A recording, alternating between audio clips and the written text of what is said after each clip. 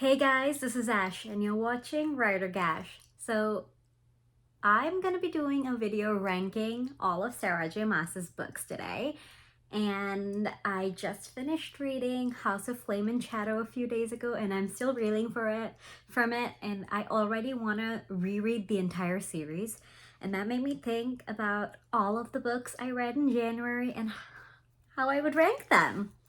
So without further ado, let's get into it because it's going to be a very quick little ranking video. My least favorite Sarah J Maas book is A Court of Frost and Starlight. I didn't dislike this book. I think I still gave it like a 4 stars, but it wasn't my favorite book. And the main reason for that was the inconsistency in the point of view. Whenever Sarah writes any Farah and Race chapter, she writes it in first person, and then any other characters, it's in third person. And that switching really didn't sit well with me. I would have rather it all be in first or third person. It just made more sense to just have that consistency, and I didn't like that switching constantly. Number 15 for me was Crown of Midnight. A lot of interesting and fun things happen in Crown of Midnight, and I love this book, but I gave it I put it on 15 because a lot of the other books are better. We have Selena, Kale, and Dorian be our main characters in this book. This is the last book before we see all of the other main characters for the Throne of Glass universe. I'm not going to spoil any of the books here, so which is why I'm being very vague. This is just purely a ranking video. Number 14 is Assassin's Blade. I love the individual stories. It just isn't the best book she's ever written. It just keeps getting better. I think maybe I might switch Crown of Midnight and Assassin's Blade, because Crown of Midnight I definitely liked better as a book. The stories are great and I love Selena and I loved seeing her like journey in the past. But I think as a book, Crown of Midnight might be better. So let me fix it. 16 is Frost and Starlight. 15 is The Assassin's Blade. 14 is Crown of Midnight. 13 would be Throne of Glass. Again, there's just so many amazing books. Throne of Glass is the first book in the Throne of Glass series, and it follows Selena Sardothian, an assassin who was in a prison, a slave camp called Endovier, and she has been rescued by the prince and the captain of the guard to compete in a competition to become the king's assassin. And it's a very fun story. Number 12 is House of Flame and Shadow, which I just read. And I don't know if that's how I truly feel about it or if it's all of the internet conversation that's putting it this low in my list. And also, I enjoyed this book thoroughly. I thought it was a wonderful book. I just thought a lot of the other books were better. Okay. The next book is Tower of Dawn. This is the book that made me like Kale Westfall. I loved the other characters introduced in this book that I'm not gonna name because that would be spoilers.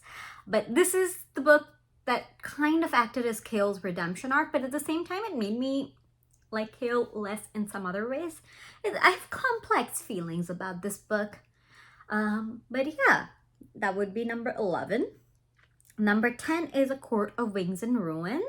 I think for me, it is middle of the tier when it comes to finales of Sarah's books.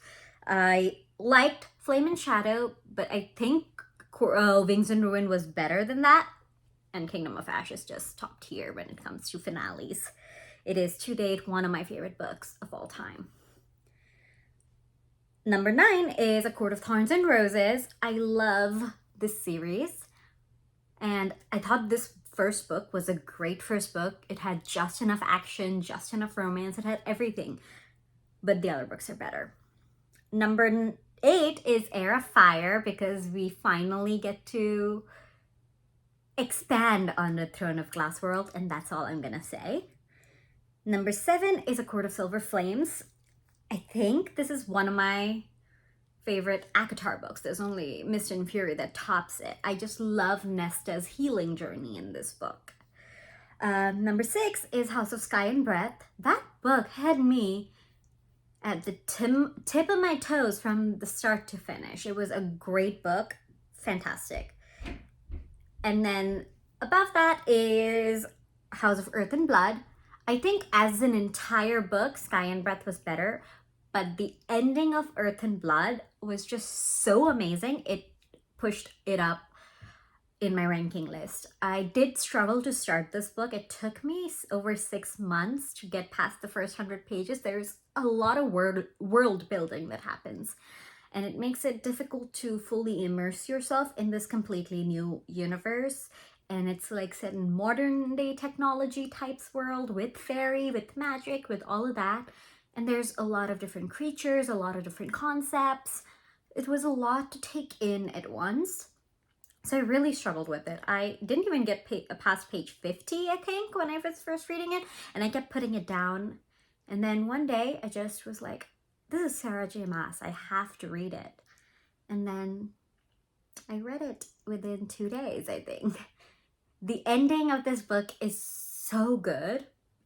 It is literally the embodiment of the last 100 pages of Sarah's books. Every book like gets raised a level because of the ending. Okay. Number 4, now we're getting into the tough competition, is Queen of Shadows. I completely am in love with this book. This was when I first started reading Sarah J. Maas. It was around the time when this one came out. So I had been able to like fly through the rest and then had to stop here. And I was like, I need the next book, and I had to wait a year for Empire of Storm. But this was such a great book. I was very blown away by it. The first time I read it, I loved it. The second time I read it, I loved it. Every single time I pick it up, this is one of my favorite books. The next one is my favorite Sarah J. Maas finale, and it is Kingdom of Ash, and I think it is one of Sarah's best books. It is definitely, in my opinion, Sarah's best finale. It has certain elements that make it a good finale. I think Wings and Ruin was a good finale, but it lacked the gravitas of Kingdom of Ash. Kingdom of Ash brought the urgency, it brought the high stakes. And yes, there were high stakes in the other 2 finale, but this was the only one that delivered on these high stakes. I'm being vague, but I hope this is not too spoilery. I'm sorry if it is. Okay, number 2. This is probably everyone's number 1, but for me it is a number 2.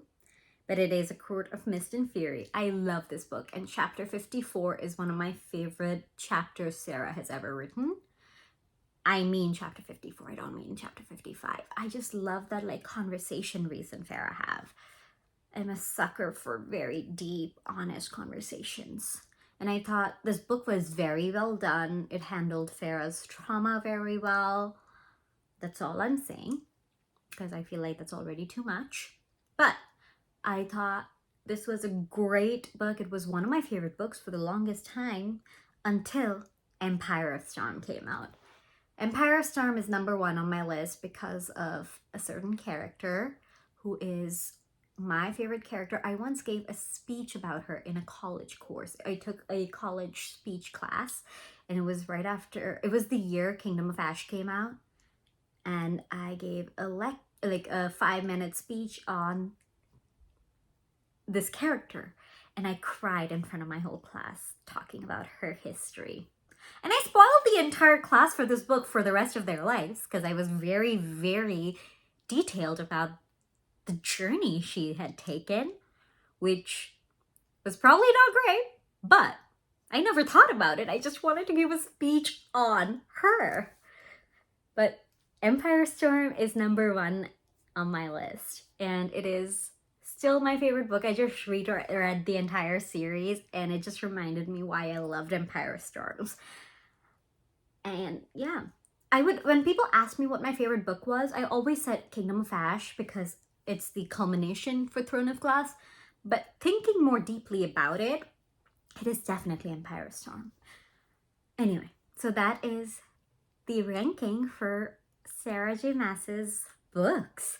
And I can't believe we don't even know what book is coming next, when it's coming, and what character it's going to be about. So let's wait to see when she'll announce it, maybe in 2 years. And I'll see you all next time.